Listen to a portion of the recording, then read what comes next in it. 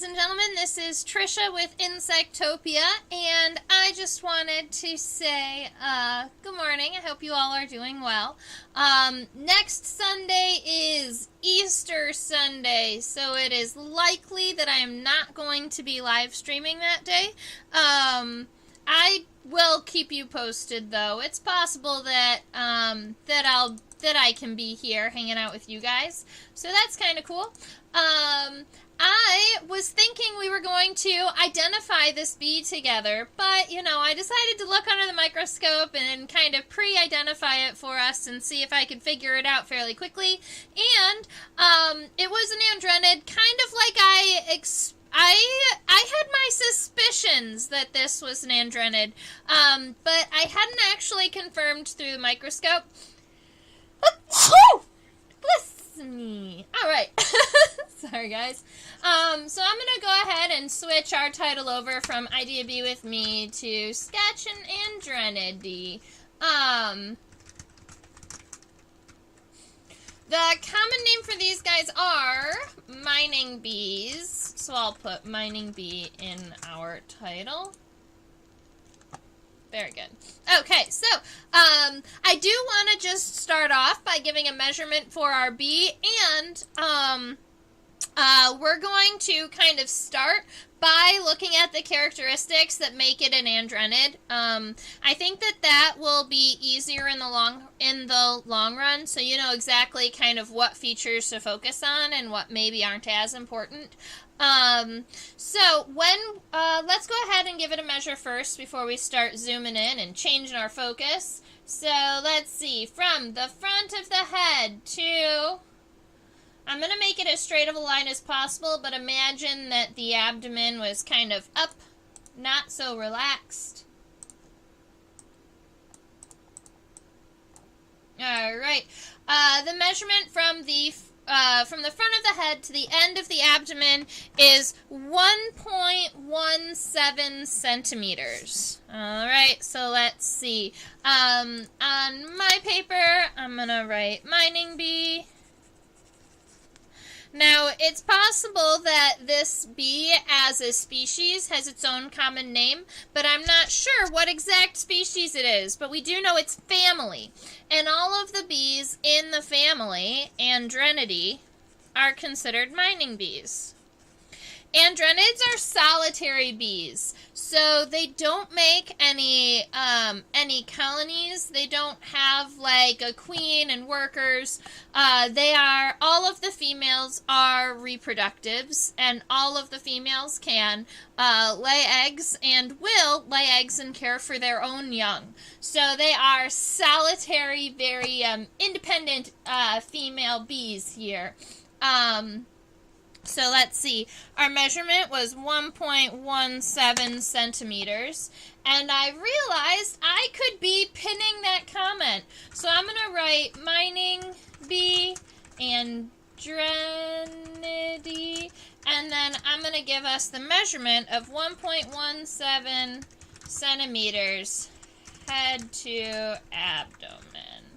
And I can actually pin that comment so that if you are curious or have forgotten the measurement, it will be there for you. I thought that was something convenient I probably could do for you all. So let's go ahead and check out the key characteristics that I was able to kind of key out and figure out what exact family our friend was here. Now, I'm going to start with the basics. Whenever I'm trying to identify a bee, I'm going to be looking at the wing venation. That's a pretty, bee wing venation is very important to their identification.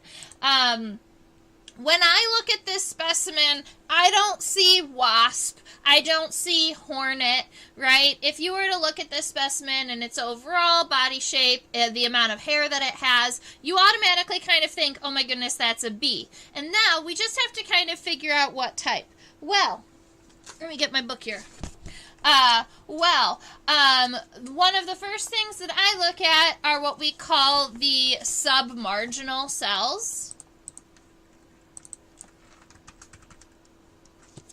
They are submarginal, yeah, and not sub. All right, so we look at the submarginal cells, and we're going to count how many there are. So if we look here, this is the cell that's on the margin, and so the submarginal cells are the cells that are underneath this cell right here. You could call this 1, 2, 3. And there are a group of families that all appear to be bee-like that have these 3 submarginal cells.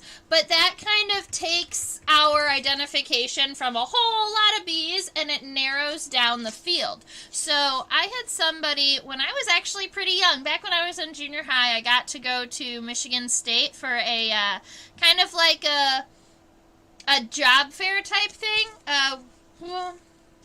What do we call that when students take a day and go work with professionals? I went up there and I was told by the curator of MSU's insect collection that that entomology, or at least identification, is a lot like oh my goodness.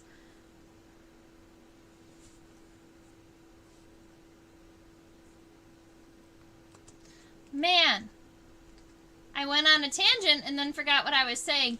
Essentially, the idea is that entomology, when you're trying to figure out an identification, it's very similar to like crime scene investigation or something like that, where you've got, you find all of these clues and you have to collect all of these clues and suss out kind of which direction you're going. And so when I'm looking at this insect, I'm taking the clues from its body and trying to kind of narrow down my suspects, essentially. So having 3 submarginal cells narrows it down to either an apidae, which are honeybees are an apidae. They're kind of like what you would consider the common bee. It's one of the larger groups. So it could be apidae. It could be just kind of a bee. It could be megachilidae, which are the leafcutter bees. The Andrenidae, which are the mining bees. And then the other bees that do have the 3 submarginal cells are halictids, or sweat bees. So we kind of narrowed it down to those 4.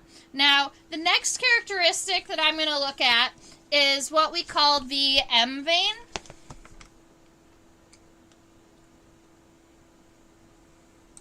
It's this one right here. So it starts right around here at the end of the Y, and it comes down to right here. Now, what I'm looking in the M vein is whether or not it has a really distinct arch or if it's mostly straight. This one, it looks a little bit curved, but it is not a distinct arch that we would see in a sweat bee. So the fact that the M vein is mostly straight knocks out sweat bee. So we still have the leafcutters, the andrenids, and the apids, or the common bees. All right, the next place you want to look is the front of the head. If we're looking at this bee head on, I'm going to go ahead and zoom in. Zoom, zoom, zoom, zoom. Zoom in more.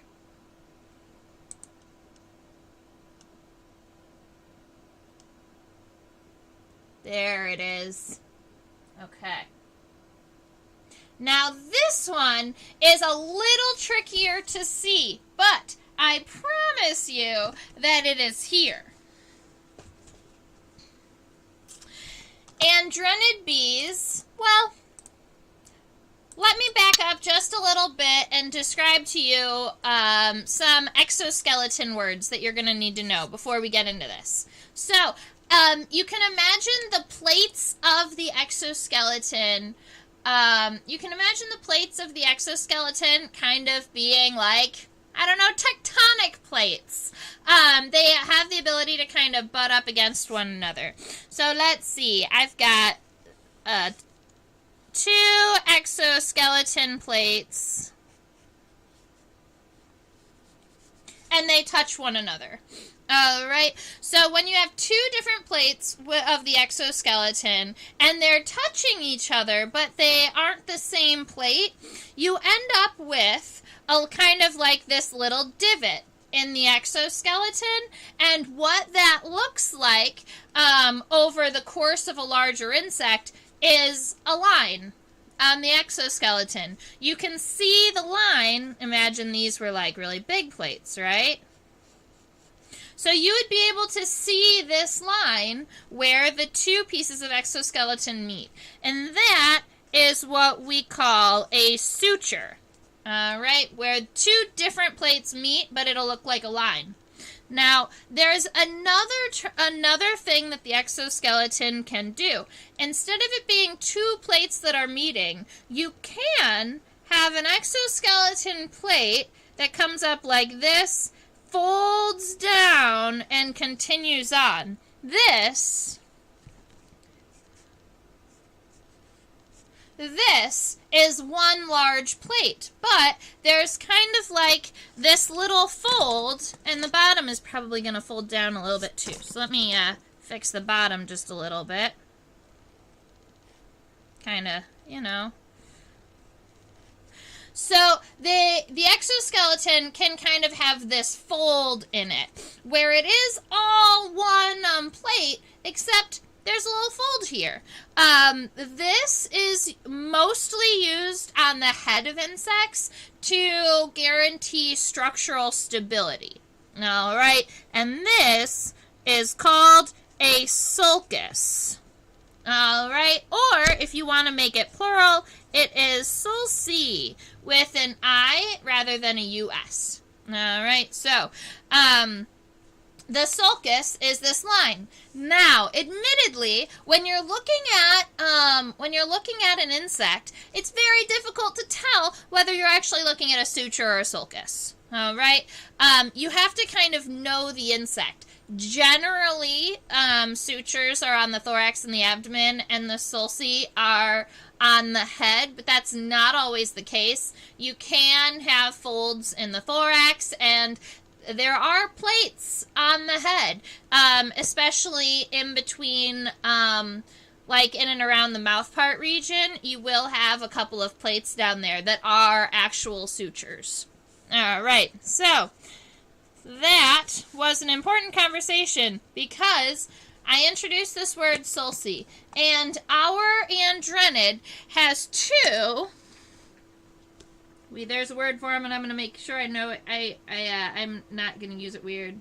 Well, we call them. That's fine. All right. All Andrenid bees have two antennal sulci. All right. So when we are looking at the front of the head,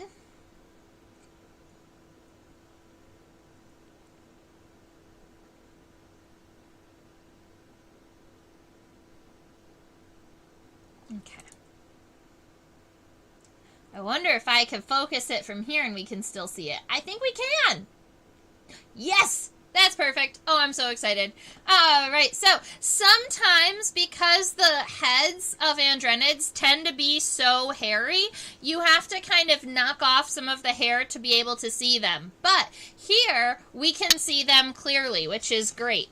When you're looking at the front of the head of an Andrenid, let's see, you're going to have these really cool bee eyes. Now, this is just a really quick sketch. This isn't me starting just yet. We've got these cute little bee eyes. You have 3 ocelli, or simple eyes. And then right around here is where the antennae are connected. Those kind of just can go up into the air.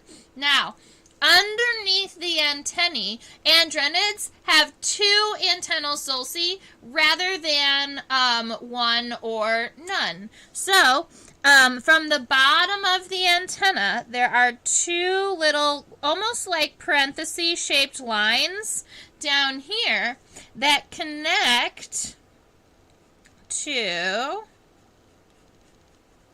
this is probably, I would probably call it the clipial suture, but it's like a it's where it connects to the clipeus.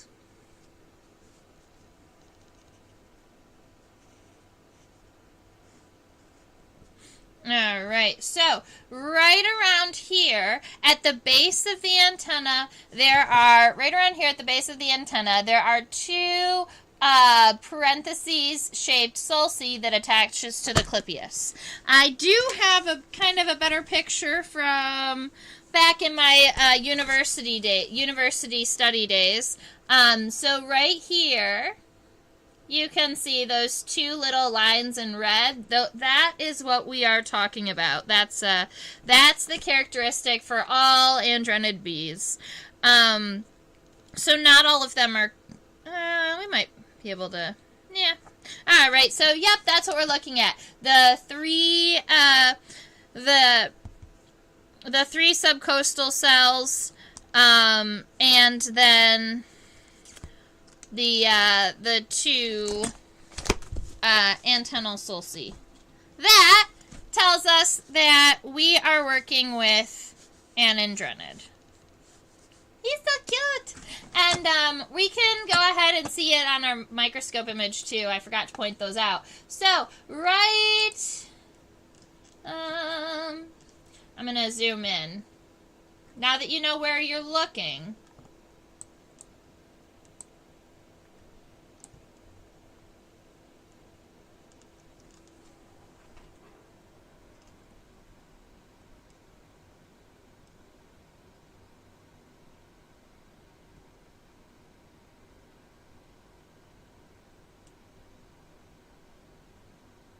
That's the socket. Give me a minute.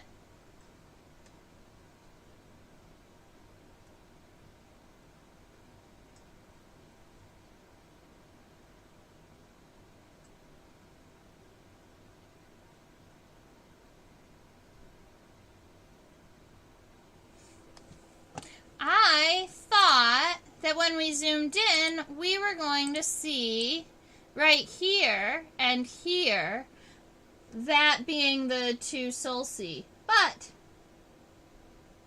that looks more like an antennal socket to me. I don't see the line for the clipeus.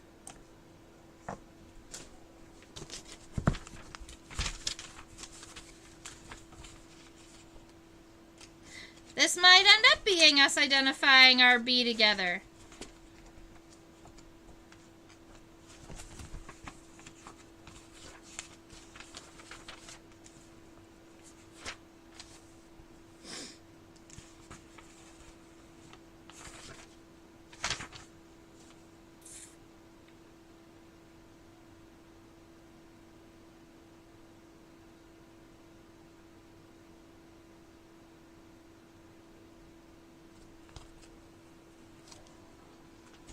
Alright, let's look at the hind wing venation one moment.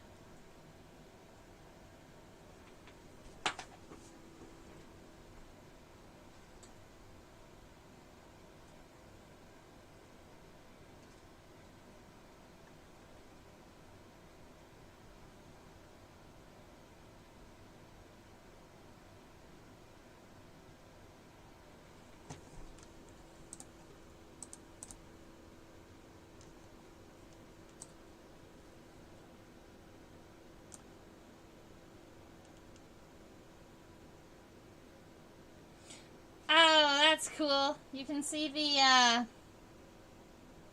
oh, what are those called? The little hooks, the hamuli.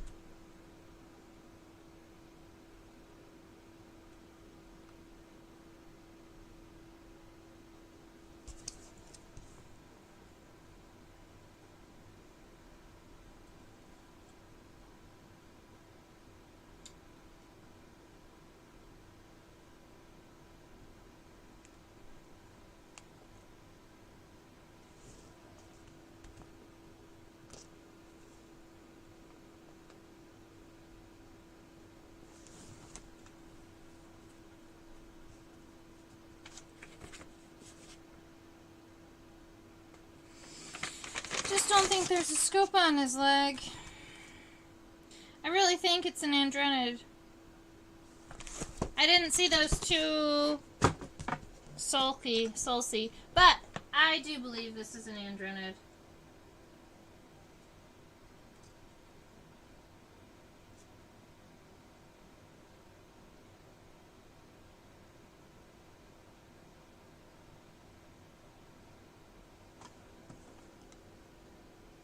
I had a professor that once said, if you can imagine it, it's there. And sometimes I like to try and imagine things into existence just to see if I can get, just to see if I can kind of understand.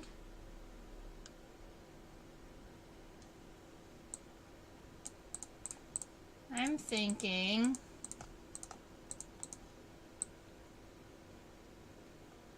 that there's a line right here.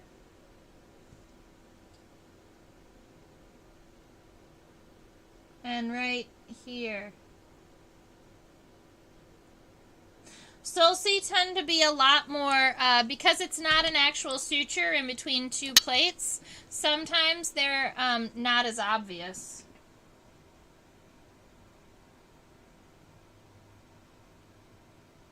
Alright, I believe it's there. Look here. I went to the other antenna to see if I could see it on this one.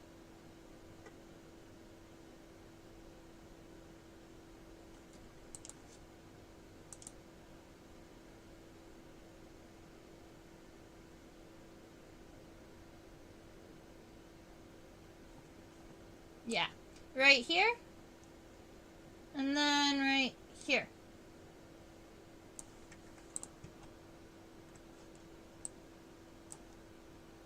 Here and here. They are there. They are there. All right, we're good. Sometimes they're just significantly harder to see than we want them to be, but they are there. We have two antennal sulci, which gives us Andrenid B. The Andrenids are the only ones that have that character.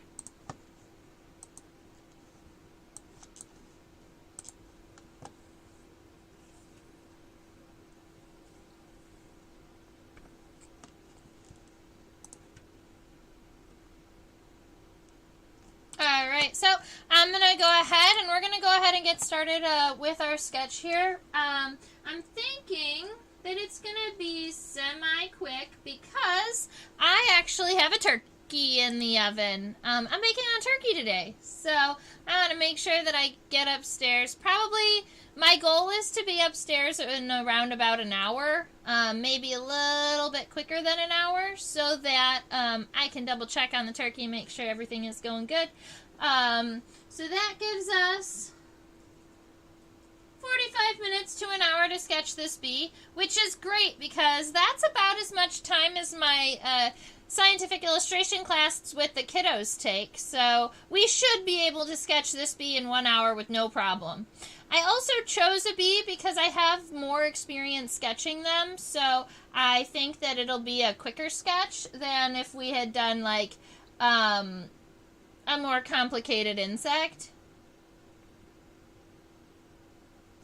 There we go. And we got to identify it together. So we were able to check out some of those characteristics that makes it an Andrenid bee before we sketched it. Let's see. Alright, I turned my paper sideways so that I have a little bit more room for the wings when I put them on the paper. I've been sketching this way because it's been more convenient. Oh, haha, that's my silk moth class. Yeah. Alright.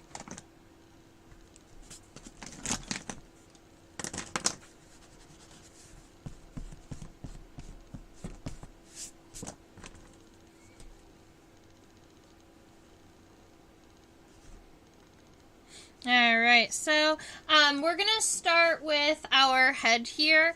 The back of the head has this really beautiful, kind of like an arch here. And then if we go forward, we're creating almost like almost this type of shape. It's kind of like these two are really long parentheses that run parallel to another.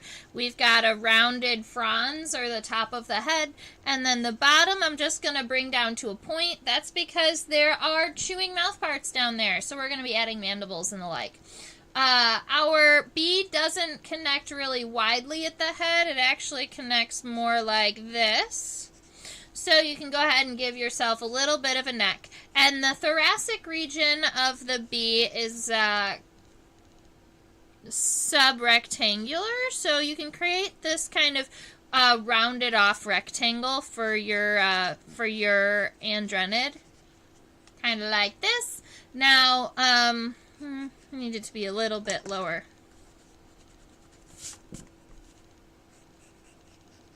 Generally, the bottom of the thorax is going to be a little bit lower on the bottom at the top. So instead of making it straight, you're going to angle it back just a little bit. That gives the opportunity to create that bee that waist here. And the abdomen connects to the thorax at the very bottom instead of connecting in the middle. Alright, so you kind of have this shape here, and that's what gives the abdomen the range of motion that it has. So let's see. Something along these lines. I picked the abdomen up a little bit, and if you want to drop it a little bit, kind of like the way that this bee has it, we can give it more of a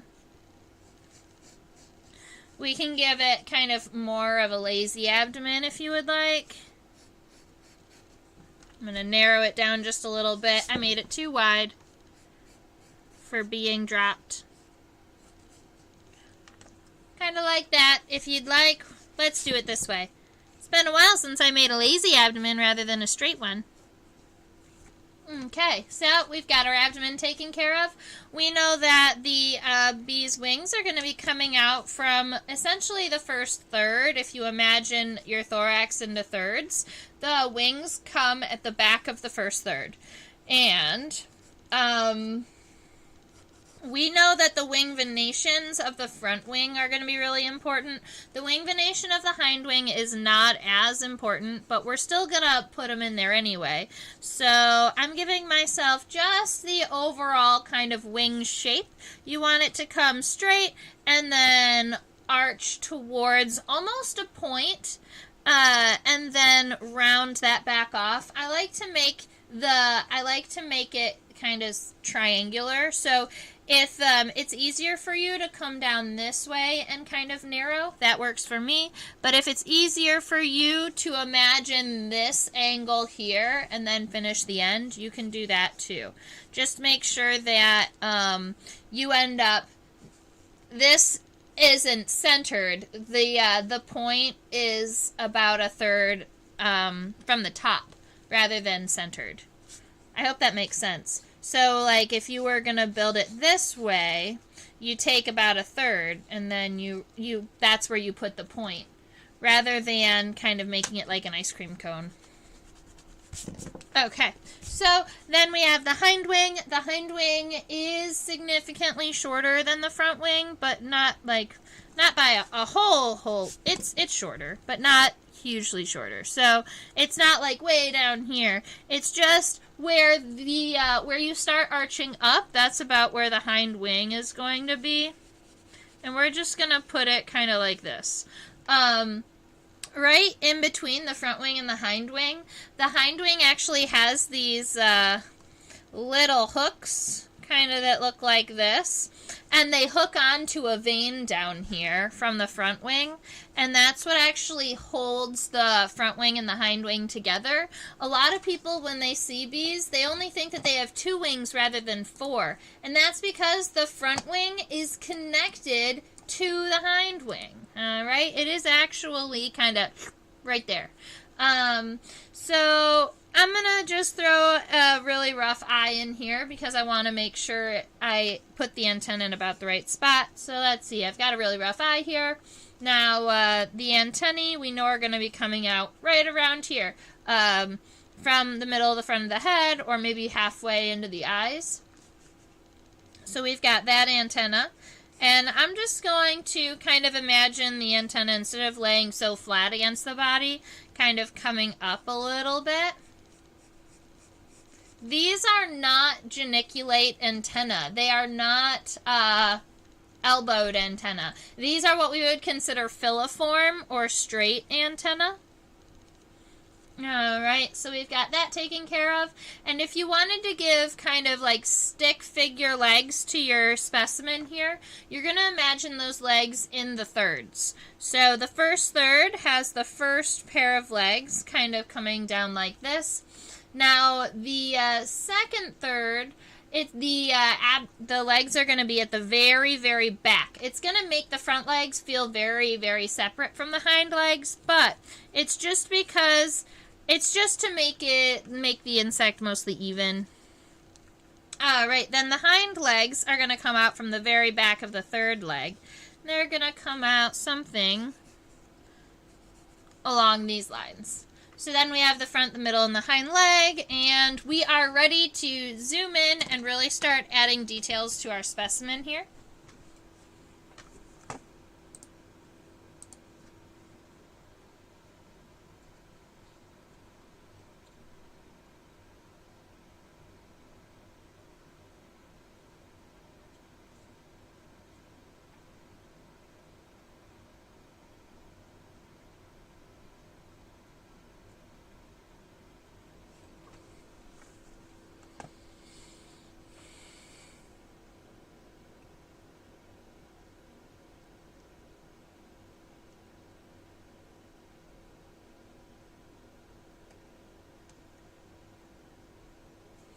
It's really hard to find a way to see all of the bee at the same time, because it is so because the head is so deep. We don't have that amount of like depth of focus on a microscope camera, but this'll give us an idea of what we are working with.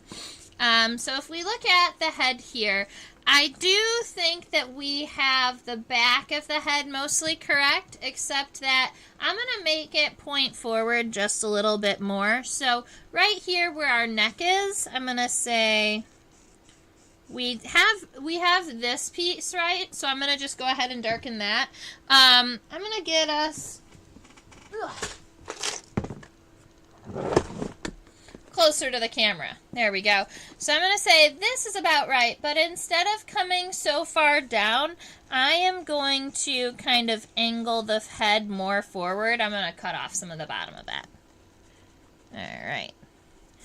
That's going to make our bee's head a little more realistic. And then up here at the top of the fronds, I think we got it mostly right with wrapping it around pretty closely. I'm going to go ahead and erase any of those sketch lines.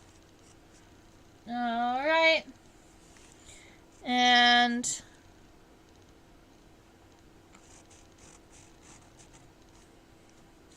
I'm going to come down this way. Now, once I get here, I'm not all the way down. I haven't kind of finished that line.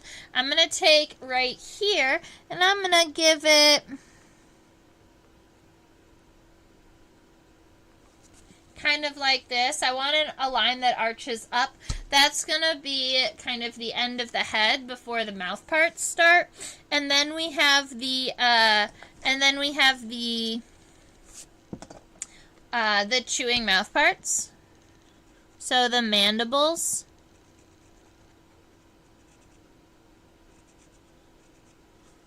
So I like to do, especially on bees like this friend here, I like to kind of give the shadow of the mandible from the other side. So I have this triangular piece here, that's the mandible on this side, and then on the other side, I've just kind of created the shadow of a second mandible coming from the other way, so that it looks like, yeah, they can close and everything is a-okay and good. Now, where our antennae start,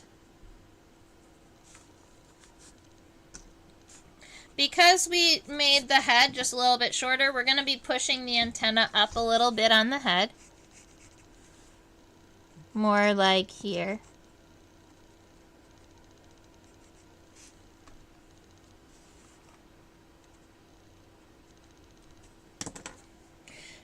And I'm not going, all right, let's do the eye first, and then we can do the antenna. So right here, we have a compound eye, and when you look at a compound eye, let's see, I'm gonna write Andrenid.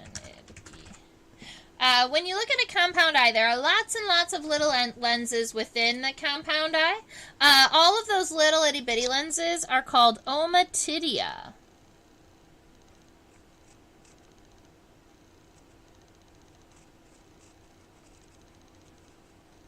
Alright, so after you get the shaping in, go ahead and crosshatch or give a bunch of diagonal lines in one direction, then the other direction to give your eye many, many segments. We also have the ocelli, or the simple eyes. There's one right here up on the top. There's a second one that's more towards the front of the head. And then there's a third one on the other side, but we can't see that one in general because we're only looking at one side of the beak. Alright, I'm going to come up in this direction, and we're going to count how many antennal segments our bee has. So let me go ahead and look under the microscope for this. But you can count 2 from the image once I get it all focused. There we go.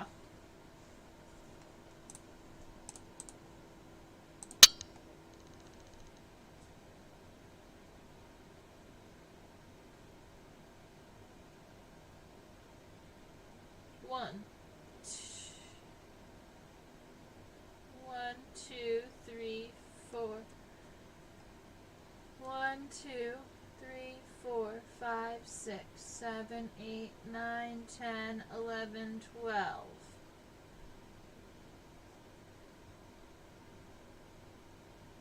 1, 2, 3, 4, 5, 6, 7, 8, 9, 10, 11, 12. Alright, I have counted 12 antennal segments, and I'll admit, I thought the first antennal segment was rectangular like that, but it is not. So I'm erasing that first antennal segment now that I've zoomed in and checked it out a little bit better. The antennae are going to be connected even closer to the top of the head, and it almost looks like there is this kind of projection on the top of the head where the antennae are connected. So there's almost like an antennal shelf here. And that's what I thought was the first segment, and that's why I thought that it came out so much lower. But it doesn't. There's this little antennal shelf here, and the antenna come off of that shelf. Alright, now your first antennal segment starts kind of narrow and then widens up pretty good. Kind of like this. And then the second one kind of does something very similar where it's almost triangular. That's the scape and the pedicel. Then the rest of the segments are the flagellum, and they are all very similar. So let's see. Our antennae go to about the middle of the wings. So I'm going to say maybe a little bit shorter than that. About like that. And so from here, I have, oh no, how many segments? Did I say 12 segments?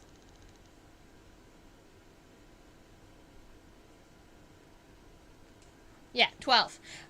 So we have 10 antennal segments in the flagellum, or in the rest of this that's kind of waving around in the air.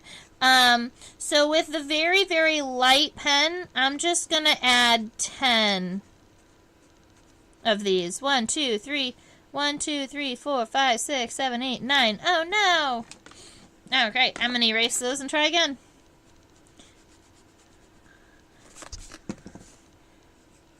Need to make them just a little bit smaller. Let's see.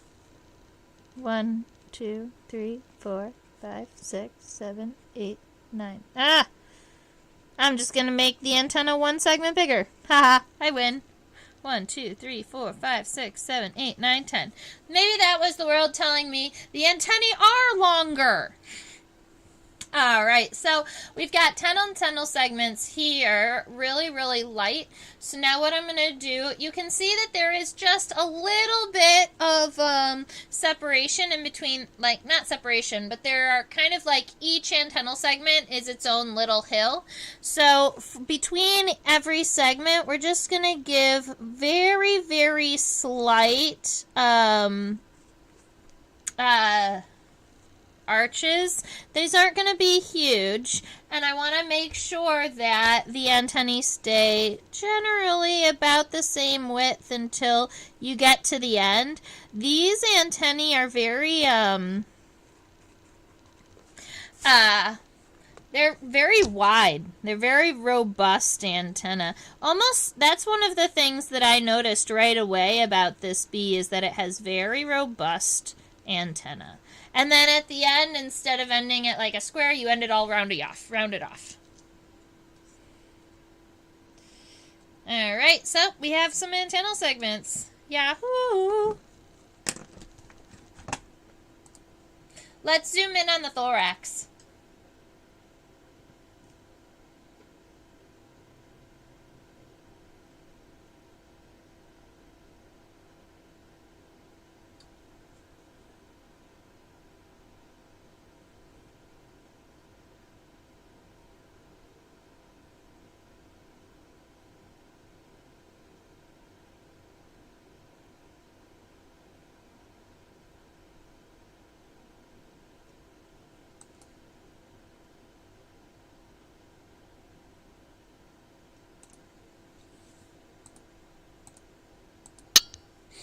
Alright, so now we're looking at the thorax of our bee here.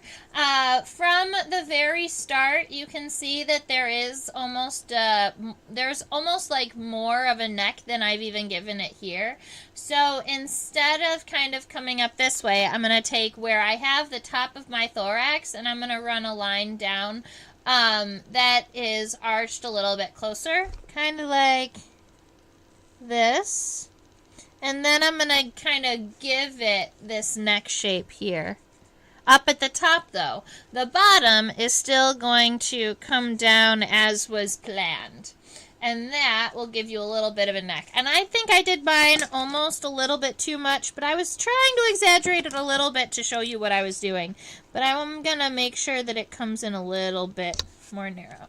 Alright, so then you have that little bit of a neck region from the side. The pronotum does not reach the tegula. So, that's a characteristic that will separate large chunks of Hymenopteran. We see here the pronotum is the first segment of the thorax, and it comes, and it's very, very narrow here. But you can see this line here, and it comes down. All right. That it divides the pronotum. It's also, that's going to be where our first pair of legs comes off. So the first pair of legs is going to come off right around here at the base of the pronotum. Now, the tegula is right here. It is the shoulder cap for the wings. It's going to help protect it. But there is some separation in between the pronotum and the tegula. You've got the...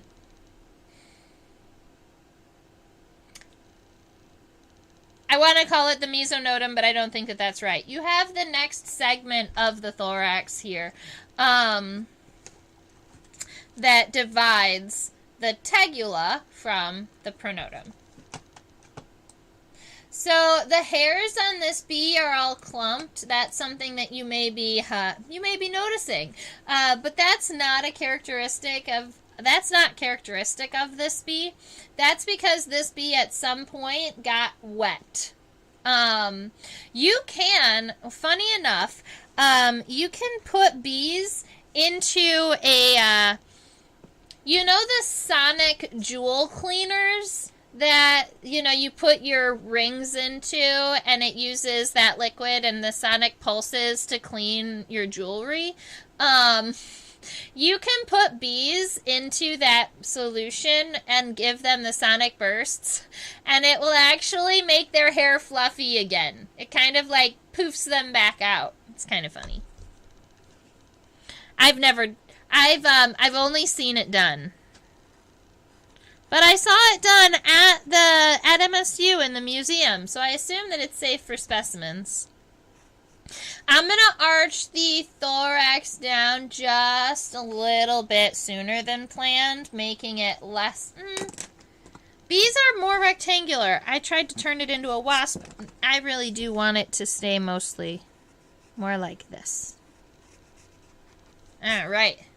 So we've got that taken care of, and I'm just going to kind of round these out at the bottom. Yay!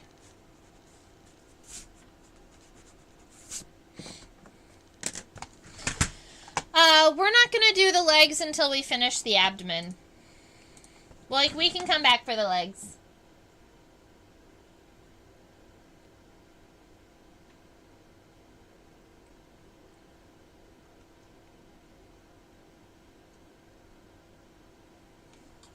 Bees have abdominal segments that kind of fit into one another, just like many other vespids, are just like many other hymenopterans, really. But vespids are what people really know, the paper wasps, that have those very, they're very plated abdomens. But bees have them too, so let's go ahead and check this out.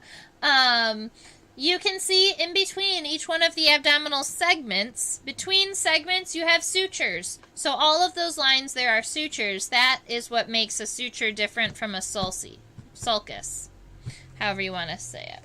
Alright, so from here down at the base, we're going to come up,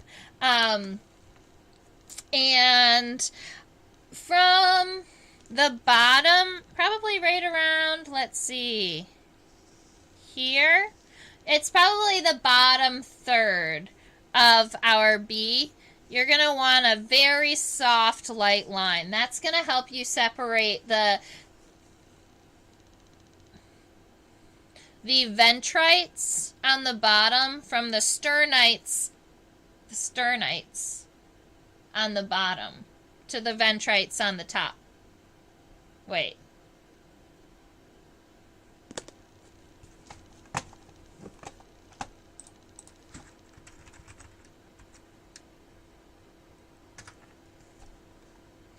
The sternites are on the bottom.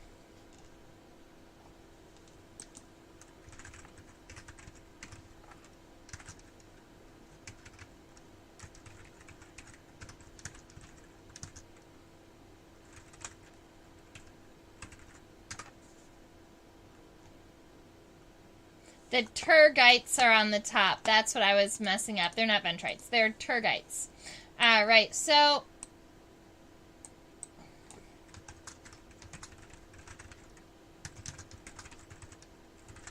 the sternites are the pieces that are going to be on the bottom. The tergites are the ones that are going to be on the top. Sometimes I need little itty bitty refreshers. Alright, so the first abdominal segment is a little different though because it's going to be kind of in its entirety, but it's very, very narrow. You can see it right around here. It's the one that makes the abdomen kind of really wide, but then the rest of them are going to be kind of following this line. So if you go from, let's see, we're going to count first. 1, 2, 3, 4, 5. 1, 2, 3, 4, 5. Yes. All right. So there is another line here at the bottom. We're going to give these really light lines so that we know where we're working with. So we're going to go 1, 2, 3, 4, 5. All right, 4 and 5 are pretty short at the end. So now we have all of these lines that are going to help us out. We're going to go underneath this line just a little bit so it kind of looks stacked, and we're going to go over just a little bit. We're going to come solid through right around here, but then once we get to kind of this intersection, we're going to wrap it around back and follow suit. All right, now for our for the sternite, the one on the bottom, we are going to take from where your tergite gets even with this, and we're going to kind of arch it out and then take it back. Alright, so you end up with a little Y here. And we're going to do that every single time. So we're going to start a little bit underneath. We're going to go a little bit over. You can follow the line or go a little bit over. Come down and then round it out. And then follow that medial line. And then wherever the top line hits the medial line, that's where you're going to kind of arch it back out to the segment line. And then bring it on over. Alright, so we're going to do this. We're just going to keep doing this. Doop, doop, doop, doop, doop, doop. Roundy, roundy, and straight.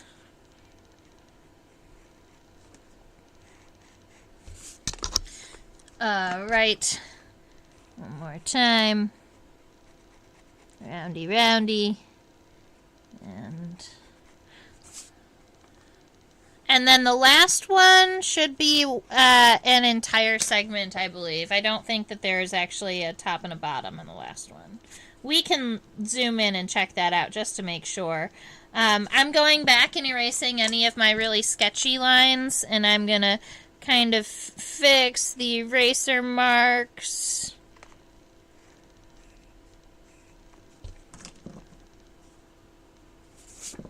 Okay.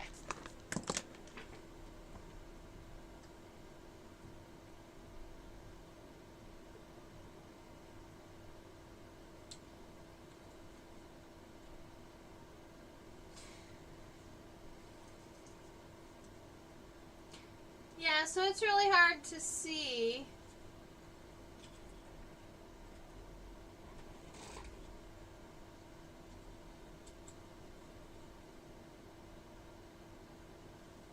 I'll show you though.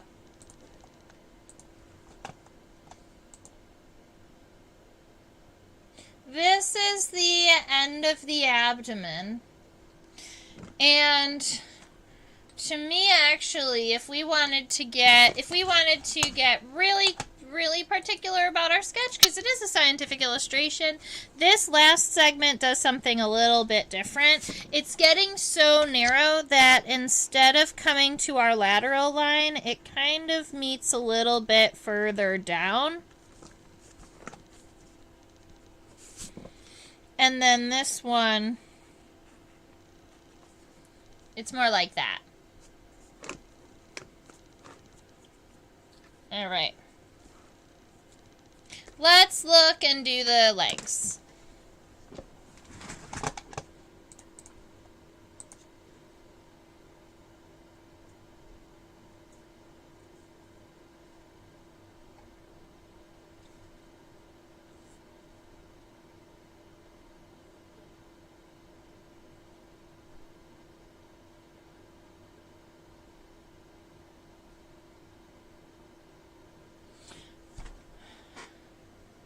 Alright, I want to show you something. I want to show you something about the leg connection before we really jump into this.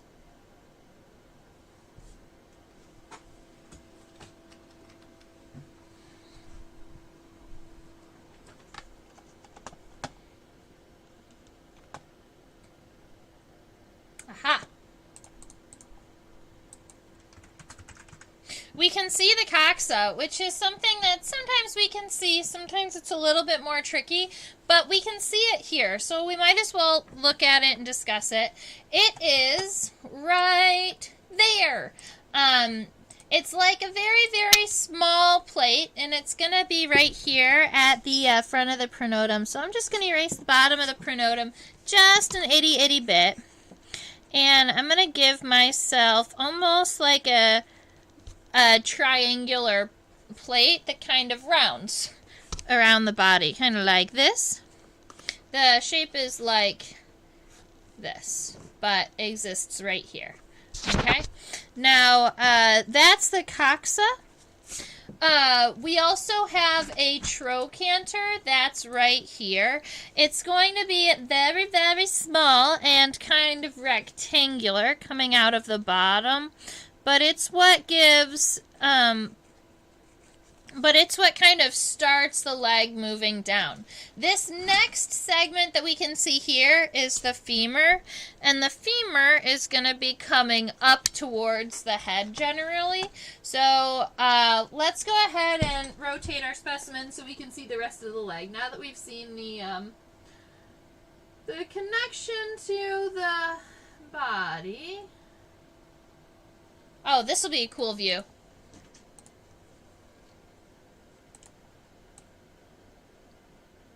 So you can see the coxal plate here. This is the trochanter, and this is the femur coming up. It isn't a really, really long segment. It looks more like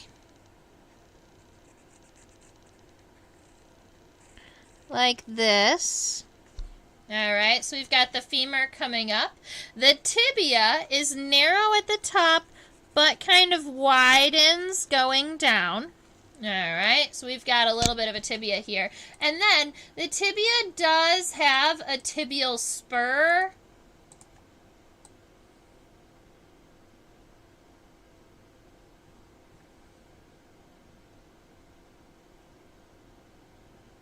Right here. You can see it starts here and it kind of goes whoop, and it's a really, really kind of a fun shape. So right here at the base of the tibia, and this is on the side closer to the body, so it's going to be on the trailing side here. It's wide at the base and kind of gives you a little, almost like S-shaped.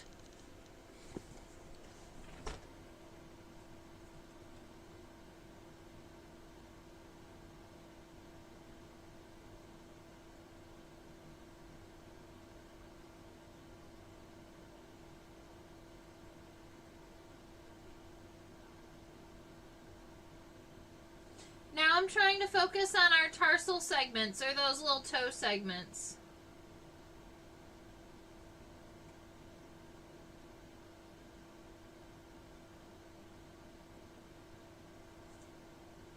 Trying to decide which way is going to be the easiest to view them.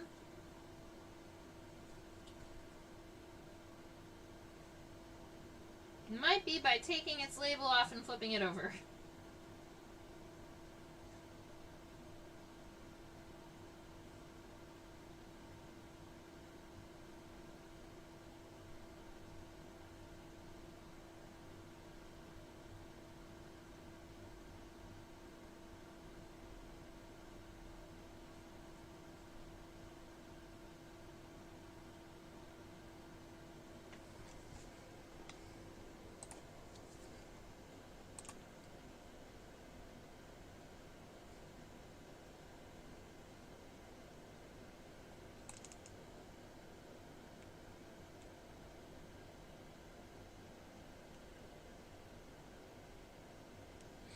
Alright, so I think that this one is a better one to see just because of the lighting, even though it's the one in the back.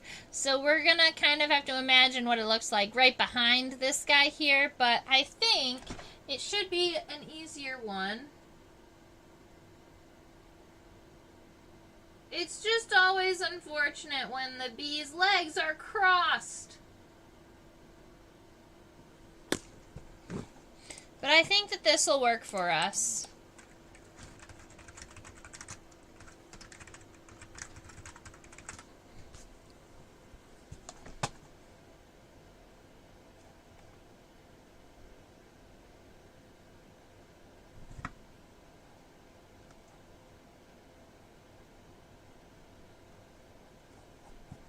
Okay.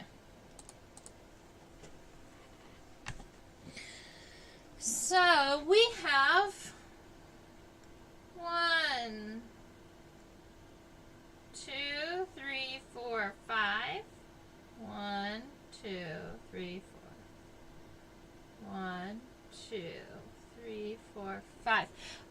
We have 5 tarsal segments that we're looking at. Starting here, there's 1 that's kind of a wider rectangle. 2, 3, and 4 are shorter, and they're that triangular shape that kind of stacks on top of one another. And then 5 is right here with your tarsal claws. And that is what our leg looks like. So this is our sketch so far. The head, the thorax, and the abdomen. We have our antenna, and what we are adding right now are these little toe segments, or the tarsal segments. So, and there are 5 of them. So right here, the first one is kind of a wider rectangular shape we saw. And it's fairly robust, about the width of maybe just a little bit narrower than your tibia. And then you've got 3 tarsal segments that are triangular. The 4th one being teardrop shaped. And then you have the tarsal claws at the end. Those 2 little hooks that help the bee hold on to whatever he's flying on. Alright, so we have that front pair of legs. Now all we have to do is look at the middle legs and the hind legs. And I do believe the middle legs and the hind legs will be a little easier to see because they aren't crossed over like the front legs were.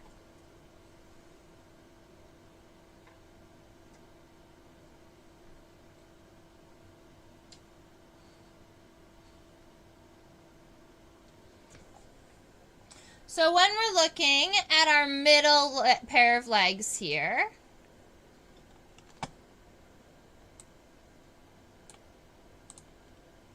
here we are.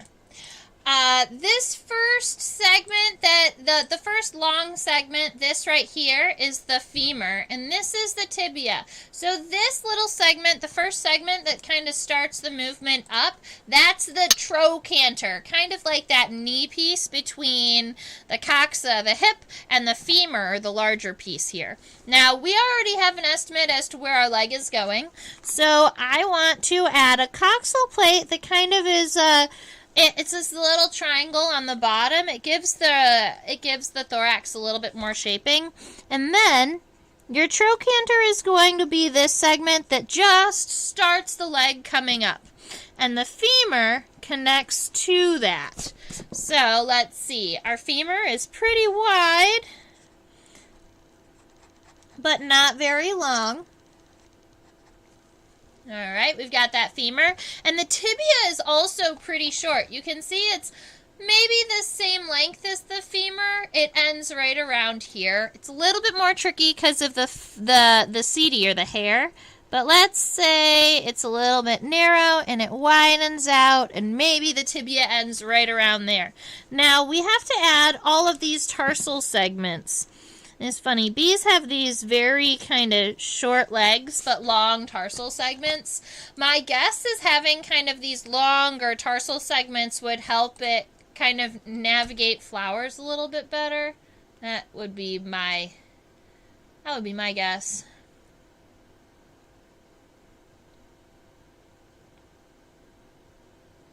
Alright, we're going to have to move her just a little bit.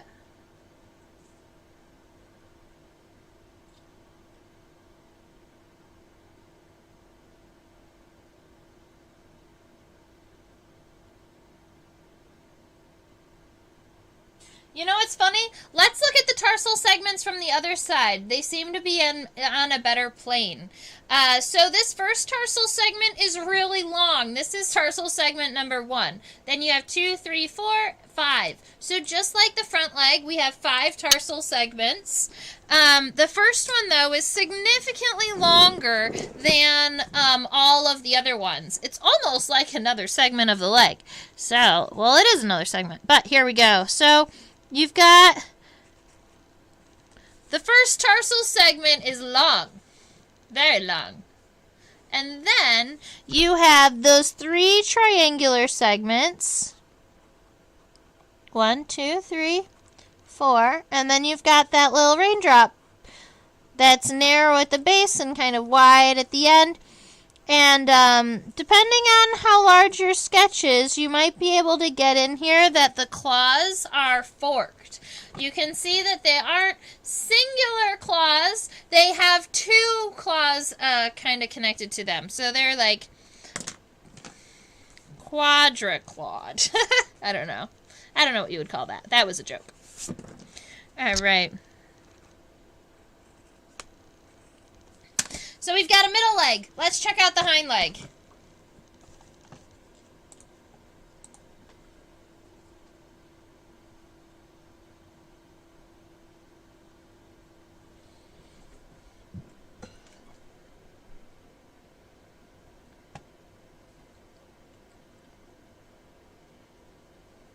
Alright, so this is what our hind leg looks like overall. You can see that we still have a coxa and a trochanter, except that it's going to be way more difficult to see those segments because they're right here underneath the tibia.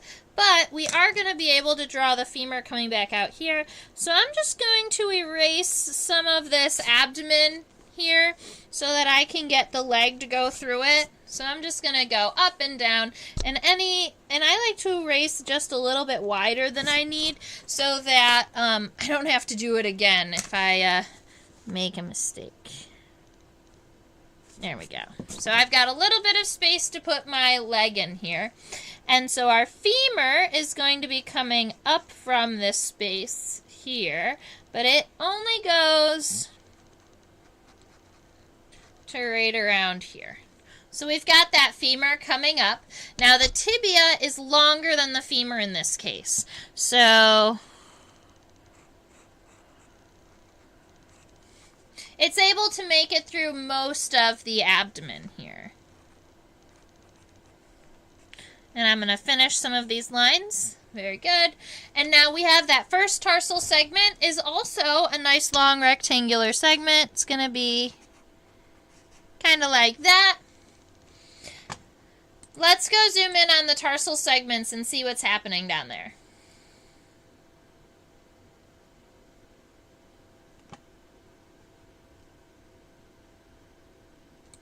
So this segment is less triangular than the other ones, but these two segments are triangular, and we still have this teardrop shape here with the claws. So we already have our first tarsal segment that's nice and long. The second one is going to be that same rectangular shape, but it's going to be about half or a third that size. It's very short. Then you have the two triangular ones, so 3, 4, and then you have the teardrop shape, 5 with the claws.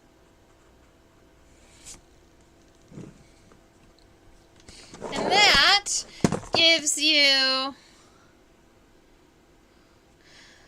an entire body with all the legs and the antenna. So let's go ahead and check out our wings.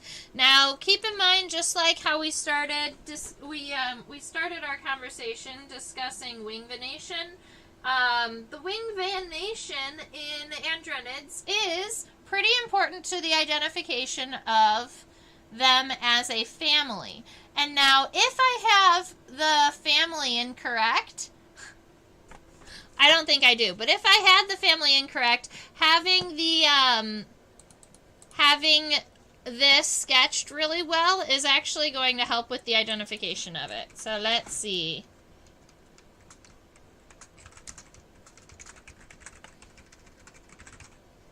Wing venation. So we're looking, and we have already kind of sketched the... Let's see. We have already sketched the outlines of our wings, and now that we've got the rest of it put together, I'm still pretty happy with our overall sketch here. But what I'm going to do first, I think we bumped the tegula back just a little bit, so I'm going to be bumping the wings back just a little bit. So this is the tegula, or that shield that guards the wings, and the wings have to come out from underneath it.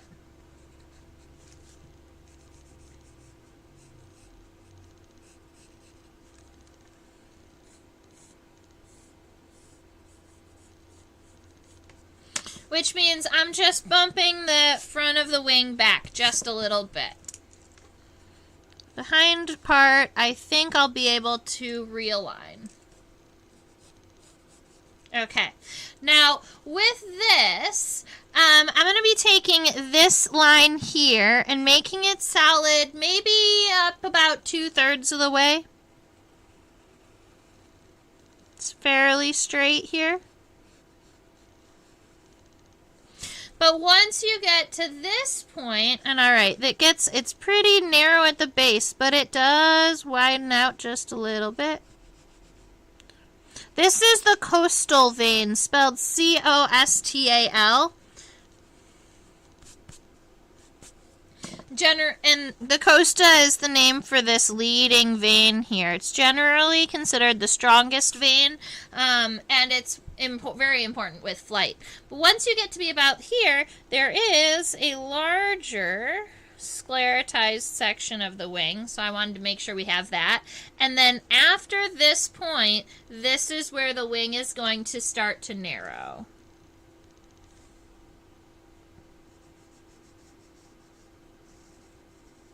So that's where that arch comes down. And then you can see that there's a little bit of this right angle, kind of actually where Terry is pointing. Thank you for being so proactive, Terry. So we're going to make sure that we get that angle in here, and then it's going to come straight back to base. Straight back to the tegula. That gives us our outline for our front wing, and I am pretty happy with it so far. So now all we have to do is add some of the segmentations up here. A lot of times in wing venation, I like to sketch the outside of the wing and then start from, in my opinion, I just look for like the easiest place to start. In bees, for me, that's up here near the marginal cell. So I'm going to start up here and connect right around here to here. And that's our marginal cell, because it's the cell that's on the margin.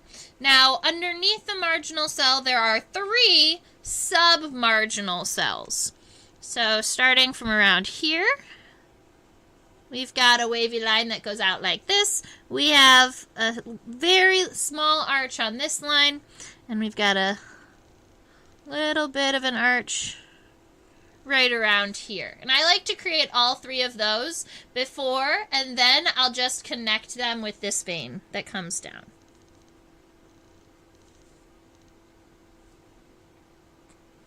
Now, between these two, instead of it coming out straight, there is a connection, so we give it a little bit of a point down here.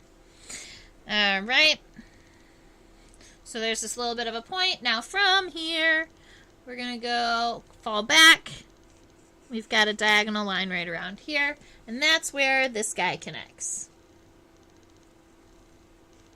And that is your 3 submarginal cells. When you're looking at a hymenopteron, you're like, okay, I know that it could be a bee, it could be a wasp, I'm not sure what it is. You count the submarginal cells. If there are 3 of them and it appears to be bee-like, bee-esque, you have now narrowed it down to 4 families. Right, so leafcutter bees, which are in the family Megachilid, Apidae, which are the general kind of bees. The honeybees are in Apidae. Then you've got the sweat bees, which is Halictidae, and the Andrenid bees, which are these, the mining bees. The other characteristic we are looking for is the M vein. It's right here. But we're going to finish up this guy. So let's see. We've got a vein that looks a little bit like this. That comes down like so. And these veins down here are not as important, so I am making them go just a little bit faster. I don't have a lot to say about them, essentially. So we've got those taken care of. Now, the connection in between this vein here and right here, this is what we call the M vein. And when you're looking at the M vein, if it is really arched, if it looks like this, then you're looking at a sweat bee. But we're not looking at a sweat bee today. So the vein is straighter. It's not all the way straight. I'll zoom in on it to show it to you.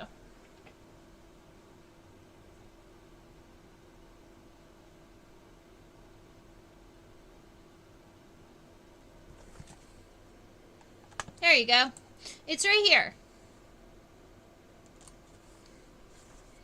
We're going to call it straighter than absolutely arched. But it's kind of like this.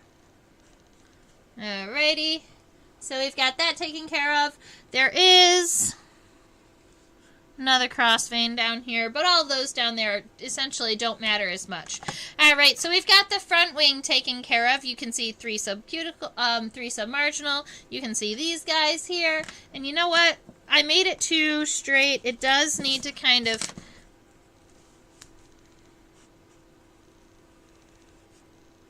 connect on an angle a little bit. Just because of the way that we've positioned our wing here. Okay, and then if I focus up a little bit, we can see the hind wing.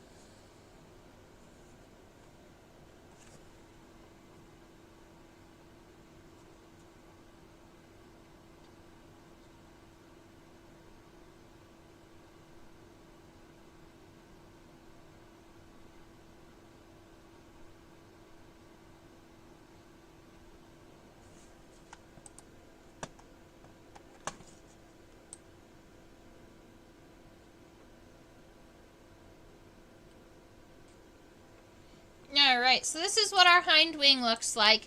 The hind wing venation is not as important, so I'm going to go over it a little bit quicker. It's just a little bit shorter than the front wing, and I'm just going to bring it on back like this. It has this kind of central cell that's shaped kind of like so, and it has some veins that kind of come off of it and go towards the edges, and then it's going to have an anal vein, kind of like that. It also has a little bit of a lobe here on the bottom of the wing that may or may not be important, so we'll go ahead and add it.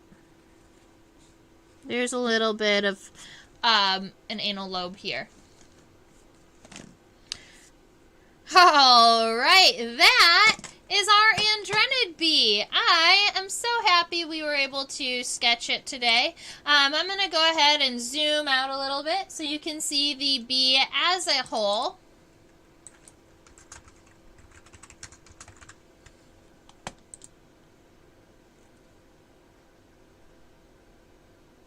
He's so cute.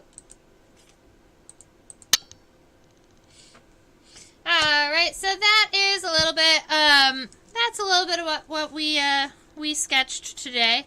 I didn't add any of the hair tufts to the legs or the head. You can go ahead and do that if you would like. You can always rewind the session and pause it wherever you need if there are places you want to add details. That's why I try and make sure our images are focused so you can see that a little bit. Oh, I never showed you the hamuli. Let me show you the hamuli really quick before I go.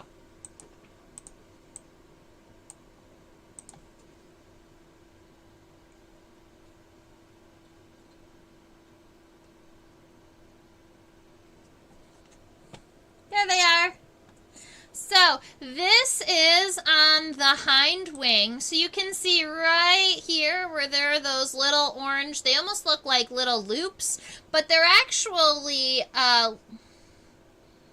hooks.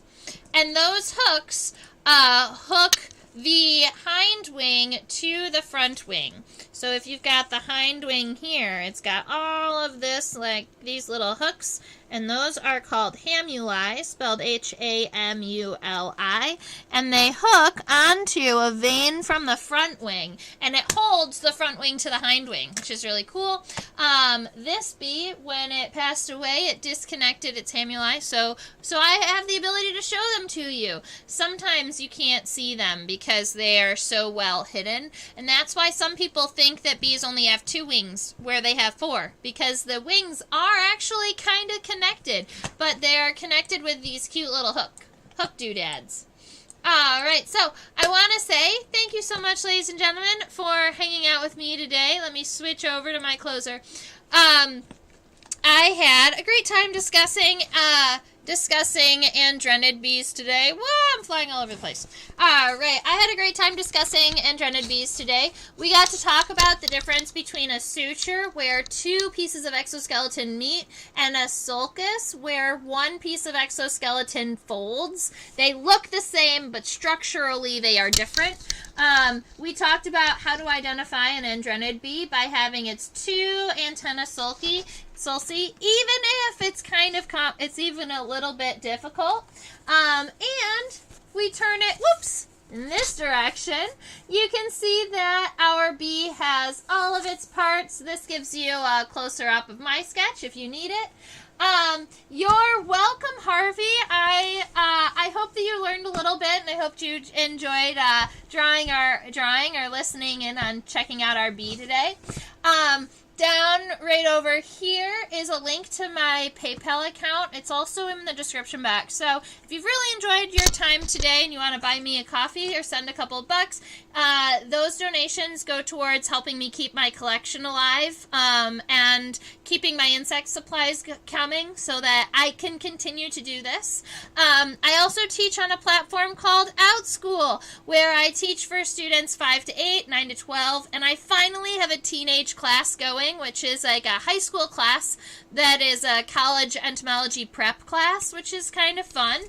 I also ask that you subscribe to my channel. I appreciate Harvey over there. I see him that he posted in the chat, which means I know you're subscribed, and I super duper appreciate it. It does mean a lot. This is my email address. You can always email me at trisha@theinsectopia.com if you see a really cool bug and you want it identified, or you want to share your sketches with me. I love to see everybody's sketches. So go ahead and shoot me an email if you'd like. And that, the @Insectopia 2015, that's my tag on both Facebook and Instagram. So I established in 2015, and that is why it's over there, so that you know where it is. Thank you so much for hanging out with me today, and I will see you on Thursday at 10 p.m. Eastern. I'm likely not live streaming next week because it is Easter Sunday, so I will probably be busy that week or that day. But I will see you in 2 weeks. Have a wonderful rest of your day and stay buggy. Bye.